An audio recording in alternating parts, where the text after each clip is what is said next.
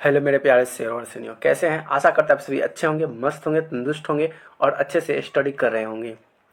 तो चलिए आज ये वीडियो देख रहे हैं कुमार एकेडमी चैनल पे, जो कि आपको इस चैनल पे 9th 10th से जितने भी रिलेटेड क्वेश्चन आंसर होते हैं जो आपको संपूर्ण कराए जाएंगे। ठीक है, तो आज जो अभी देख रहे हैं ये जो चैप्टर हम क्वेश्चन जो है ये चैप्टर 5 है, नागरी लिपि। क्या है ये? नागरी लिपि का चैप्टर है, जो कि मैंने यहाँ से सिर्फ इस चैप्टर में आपको अभ्यास जितने भी क्वेश्चन बनते हैं ना, बोध और अभ्यास जितने भी क्वेश्चन है सभी क्वेश्चन का मैंने सॉल्यूशन कराऊंगा।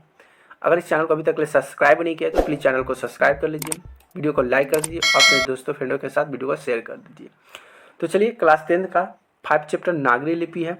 ये गद्यखंड का है, जो कि पार्ट 5 जिसका नाम है नागरी लिपि एक निबंध है। और हम कराने वाले हैं बोध और अभ्यास, मतलब इससे क्वेश्चन होता है दीर्घ उत्तरीय, लघु उत्तरीय, सभी क्वेश्चन को मैंने सोल्यूशन एक ही वीडियो में आपको निचोड़ डालूंगा। तो चलिए वीडियो को स्टार्ट करते हैं। अभी तक चैनल को सब्सक्राइब नहीं किया तो चैनल को सब्सक्राइब कर लीजिएगा। ठीक है, चलिए वीडियो को यहाँ से स्टार्ट करते हैं। सबसे पहला आता है बोध अभ्यास का परिचय। अभी थोड़ा सा हम परिचय देते हैं। आप इस परिचय को अगर बढ़िया समझ लेते हैं तो इससे रिलेटेड भी ऑब्जेक्टिव क्वेश्चन, सब्जेक्टिव क्वेश्चन अपने आप ही बनना शुरू हो जाएंगे। ठीक है, पहला अगर हम बात करें कि नागरी लिपि के लेखक कौन है, तो लेखक का नाम करें तो ये गुणाकर मूले है। कौन है? गुणाकर मूले। गुणाकर मूले का जन्म हुआ था 3 जनवरी 1935 में। कहाँ हुआ था? महाराष्ट्र के अमरावती जिले में। अमरावती जिले में। अब मृत्यु की बात करें तो 16 अक्टूबर 2009 में इनकी मृत्यु हो गई थी। ठीक है, आगे की बात करें तो इन्होंने शिक्षा दीक्षा ग्रामीण परिवेश में और मराठी भाषा में पाई और मिडिल स्तर पर पढ़ाई करने के लिए वे वर्धा चले गए और उन्होंने 2 वर्ष तक नौकरी तथा हिंदी और अंग्रेजी का अध्ययन किया। उसके बाद इलाहाबाद में गणित विषयों में एमए किया और गणित से वो क्या किए, एमए की पढ़ाई की है। अक्षरों की कहानी, भारत इतिहास, संस्कृति, प्राचीन भारत के इतिहास और वैज्ञानिक सौरमंडल, नक्षत्र, ये सभी जो कहानियां हैं इनको दिया गया, लिखा गया है। आदि जितने भी जो कहानी देख रहे हैं ये सभी कहानी लिखा गया है गुणाकर मूले के द्वारा। ठीक है, पाठ का अगर परिचय की बात करें तो इस परिचय में क्या क्या कहा गया है, तो पाठ परिचय में प्रस्तुत पाठ गुणाकर मूले की पुस्तक से द्वारा लिया गया है। भारतीय लिपि की कहानी में लिया गया है। इसमें हिंदी की लिपि, नागरिक या देवनागरी की ऐतिहासिक रूपरेखा के बारे में बताया गया है। इस कहानी में पढ़िएगा तो इस कहानी से रिलेटेड आपके जितने भी नागरी लिपि है, कौन सी हिंदी में कौन सी भाषा लिखी जाती है, कैसी लिपि लिखी जाती है, इसी सब विषय में चर्चा किया गया है। ये था शॉर्ट कहानी का सारांश था, जो आपको बुक में दिए रहते हैं। आपको पूरा पढ़ना है तो आप बुक को पढ़ सकते हैं, बुक को रीड कर सकते हैं, 1-2 बार कर सकते हैं एंजॉय के साथ। और बस उसी का निचोड़ जो था, मेन टॉपिक मैंने आपको कराया। अब यहाँ से जो क्वेश्चन बनते हैं आप वहाँ से आपको हम क्वेश्चन को सोल्यूशन कराएंगे। ठीक है, जो क्वेश्चन आता है पाठ के साथ से, ठीक है, एक अभ्यास बोध होता है एक पाठ के साथ से। जितने भी क्वेश्चन यहाँ से बनने वाले सभी क्वेश्चन को हम यहाँ से आपको कराने वाले हैं। पहला के क्वेश्चन की बात करें, पहला क्वेश्चन है कि देवनागरी लिपि के अक्षर की स्थिति कैसे है, अक्षर की स्थिति में कैसे स्थिरता आई। तो बात करें तो करीब 2 सदी पहले की पहली बार इस लिपि को टाइप बने और इसमें पुस्तक छपने लगी, इसलिए इसे अक्षर में स्थिरता आ गई। पहले अक्षर में कोई स्थिरता ही नहीं थी, जो मन करता था वो लिखते थे, फिर नए शब्द आते थे।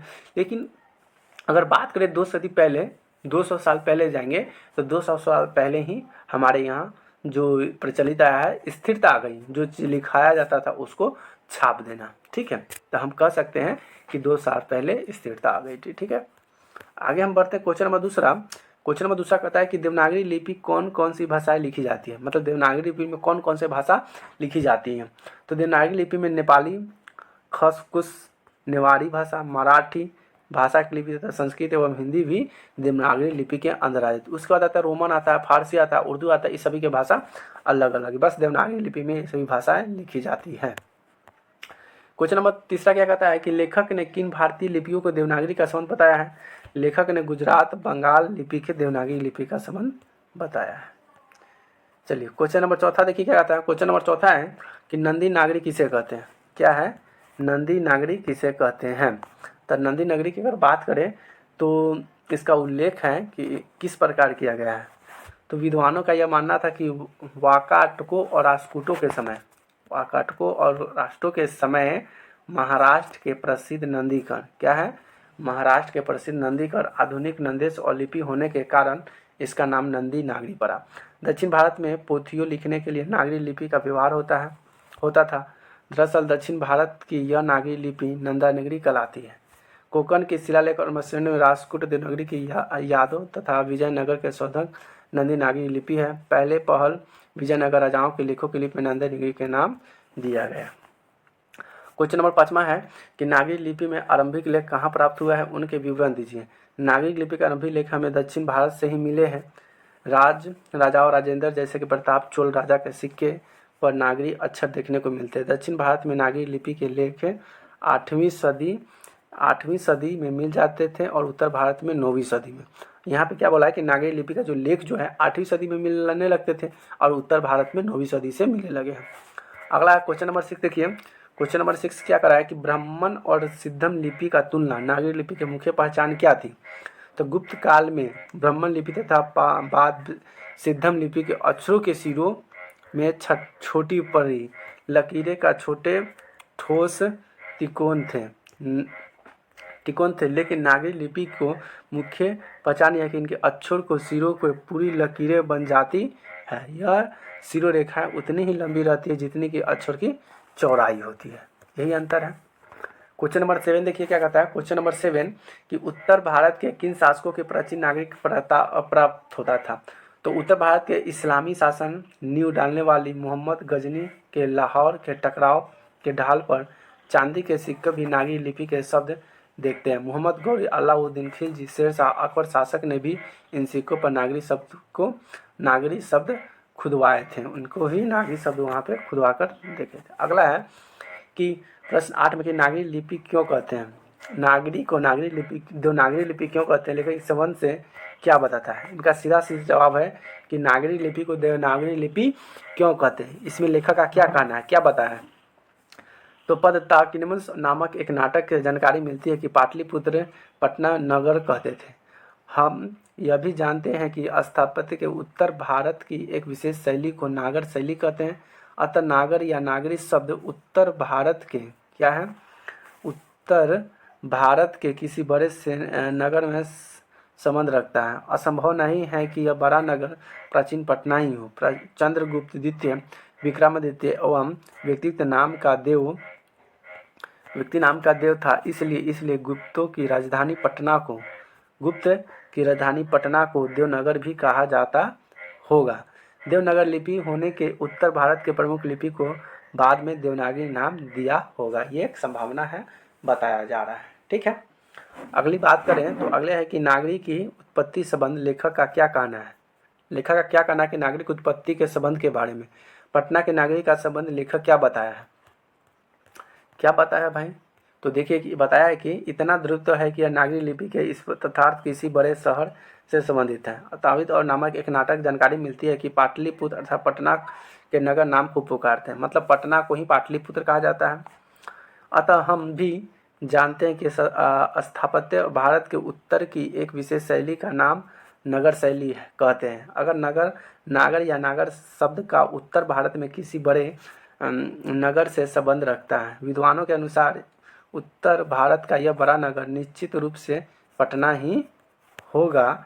चंद्रगुप्त द्वितीय विक्रमादित्य का व्यक्तित्व नाम देव था, इसलिए गुप्तों की राजधानी पटना को देवनगर कहा जाता था। देवनागर की लिपि में उत्तर भारत के प्रमुख लिपि को बाद में देवनागरी लिपि नाम दिया गया। चलिए क्वेश्चन नंबर 10 क्या कर रहा है कि नागरी लिपि कब तक सर्वदेशिक लिपि थी। तो ईसा की 8वीं और 9वीं सदियों में नागरी लिपि को पूरे देश में व्यक्त देखते हैं। इस समय ने एक सुविदित लिपि थी। चलिए क्वेश्चन नंबर 11 देख लीजिए कि नागरी लिपि के साथ साथ किसका जन्म होता है। इस संबंध में लेखक क्या जानकारी देता है। नागरी लिपि के साथ साथ अनेक प्रादेशिक भाषाएं भी जन्म लेती है। 8वीं-9वीं सदी में प्रारंभिक साहित्य मिलने लग जाता है। इसी काल के भारतीय आर्य भाषा परिवार की आधुनिक भाषाएं जैसे कि मराठी, बंगाली आदि जन्म ले रही है। आगे हम बात करें क्वेश्चन नंबर 12 की गुज्जर प्रतिहार कौन था। अनेक विद्वान का मत है कि ये गुज्जर प्रतिहार बाहर से भारत आए थे। अब ध्यान समझिए, मतलब विद्वानों का कहना है, बड़े बड़े जो विद्वान थे उनका कहना है कि जो गुज्जर जो प्रतिहार था बाहर से भारत आया था, दूसरे जगह से, और ईसा की 8वीं सदी से पूर्वांचल और अवंती प्रदेश में उन्हें अपना शासक खड़ा किया। बाद में कन्नौज पर भी अधिकार कर लिया। अच्छा, ये सब जो लोग जब बाहर से आए और भारत पर अपना शासन जमाने लगे, ठीक है। मिहिर भोज, महेंद्रपाल आदि विख्यात प्रतिहार शासक हुए। मिहिर भोज 1840 ईस्वी से 81 ईस्वी तक और ग्वालियर शासन प्रतिलिपि के संस्कृत भाषा में किया। इसका मतलब समझ में आया कि गुज्जर जो प्रतिहार लोग जो थे ये भारत के नहीं थे, दूसरे देश से आए थे और यहाँ पे ये शासन कर कर बस गए थे। क्वेश्चन नंबर देख लीजिए 13। क्वेश्चन नंबर 13 क्या करा है कि निबंध के आधार पर कालक्रम की नागरी लेखों के संबंध का प्रमाण प्रस्तुत करें। तो लेखक के आधार पर कालक्रम के नागरी लिपि के संबंध प्रमाण से एक मिलता है कि 11वीं सदी के राजेंद्र जैसे पुरानी चेल राजाओं के सिक्कों पर नागरी अक्षरी देखने को मिलते हैं। 12वीं सदी के केरल में क्या होता है केरल में भाई, तो केरल में शासकों के सिक्कों पर वीर और कलशल जैसे शब्द नागरी लिपि के अंकित हैं। और दक्षिण से प्राप्त युद्ध काल में प्लयान तब होता है और नागरी लिपि में 9वीं सदी है और हजारों के आसपास मालवा नगर लिपि में नागरी का इस्तेमाल होता था। विक्रमादित्य के समय पटना में देवनागरी का प्रयोग मिलता है, इसी के 8वीं से 11वीं सदी में नागरी लिपि को पूरे भारत से प्रयोग थे। 8वीं सदी में दोपहर का तिब्बत जो लिपि मिलती है वह नागरी लिपि है। 554 में राष्ट्रकूट राजदत्त ने दानपत्र नागरी लिपि से प्राप्त हुआ। 1850 ईस्वी में जैन गणितज्ञ ने महावीराचार्य के गणित शास्त्रांगत की रचना मिलती है जो नागरी लिपि कहलाती है।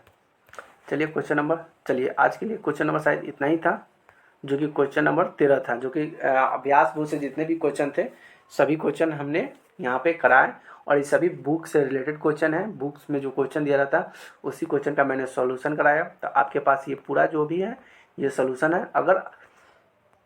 अगर आपको इसका वीडियो, इस टॉपिक का वीडियो आपको लेना है या इसका टॉपिक का नोट्स लेना चाहते हैं, क्वेश्चन आंसर PDF रूप में मोबाइल में लेना चाहते हैं, तो आपको कुछ करना नहीं है। बस नीचे दिए गए आपको नंबर पे क्या करना है, बिल्कुल फ्री में आपको मिलेगा। 1 रुपया कहीं पे नहीं देना है, बिल्कुल ये फ्री है। अगर आप कोई भी सब्जेक्ट का अगर नोट्स लेना चाहते हैं या कोई भी सब्जेक्ट का क्वेश्चन आंसर अगर आपको लेना चाहते हैं तो यहाँ पे एक व्हाट्सअप नंबर है। इस व्हाट्सअप नंबर पर आपको कॉल मैसेज करना है, सब्जेक्ट का नाम लिख देना है, कौन सब्जेक्ट का आपको नोट चाहिए, क्वेश्चन आंसर चाहिए, आपको वो क्वेश्चन आंसर आपको वहाँ से व्हाट्सएप पे मिल जाएगा। ठीक है, बस आपको इसके बदले कुछ करना नहीं है, बस सिर्फ चैनल को सब्सक्राइब करना है, वीडियो को लाइक करना है, वीडियो को शेयर करना है और इस चैनल को सब्सक्राइब जरूर कर लेना है। वीडियो देखने के लिए बहुत बहुत धन्यवाद। Thank you so much. Love you.